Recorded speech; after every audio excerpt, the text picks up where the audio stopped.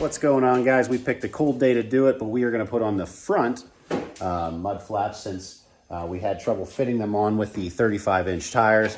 So let's see what we can do. All right, guys, so to show you what we're getting into here, before we put the mud flap on, you want to remove these 3 screws right here. 1, 2, 3. And then there's also, with this tool here, you want to do a pop rivet right in here. Pops that out real nice. And in this piece, I had to remove this because the bottom where it was rubbing at, right here, had a huge chunk that I had to cut out. Really didn't want to do that, but I did. I cut that piece off. So here's the piece that I cut off. As you can see, it's been, you know, warmed up before to fit the 35s and try to prevent the rubbing. But this piece here was preventing the molding on the mud flap from being able to go in kind of flush. So by cutting that off, now this will fit in and I'll be able to put it on. And then pieces cut off, which I just use this for.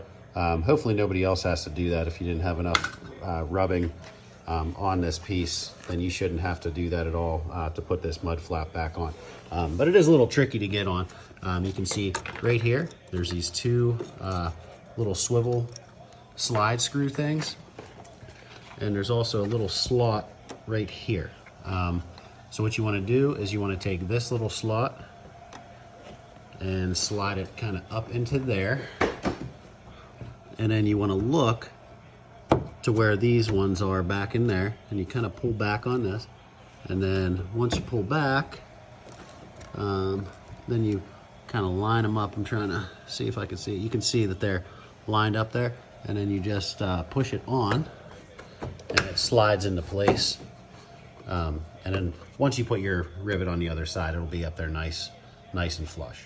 So at this point, we can take our pop rivet and we can put that back in. And then that'll hold this in place while we get the mud flap up on here and mounted with those screws that came with it. And I already put the protective film on along the seam here. You can watch the other video to see how I applied that. All right, so we got the mud flap back on. Actually has a nice fit to it. Just put those 3 bolts back on, and everything fit real nice right there so far. So this is with my wheel cut obviously the other way. Gives us more room to work there. But I did want to show you guys how close we are in the front, right there with 35s on here. It's tight, but it does work. My man Spider-Man helping me out here. This is with the wheel cut back the other way, and it actually didn't hit there. So that's without me warming it up. I'm wondering if I don't have to. All right, so here we are on the other side. I'm going to go ahead and put this mud flap on. I'm going to go out and back up and turn the wheel and see where we're going to be rubbing at on them once they're installed, and then we can heat them up and bend them if we have to. How you coming with that there, Spider-Man? Good. All right, so here's the other side. I did the same thing again. I cut a little more of this plastic off because it was too big to fit into the pre-molded area right there. And that came out pretty good, the way that it cut. And then I did do that extra screw that they bring. You slide up that little piece of metal there. Let me see if I can get up closer. So you slide this up onto the plastic right here, slide it up, and then take the screw through from the other end there.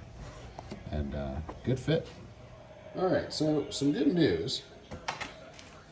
With the 35s, I'm not getting any rubbing on this at all. The only place that I ended up getting rubbing is when it's in reverse. I'm catching on these for some reason. So stay tuned. All right, so it's pretty tight in here, but this is what I was rubbing on that was causing the noise. It was catching right here. So all I did, I'm taking this and pushing it up and tucking it behind a little piece of metal. That should take care of that rubbing right there. It is definitely tight though in here with these 35s.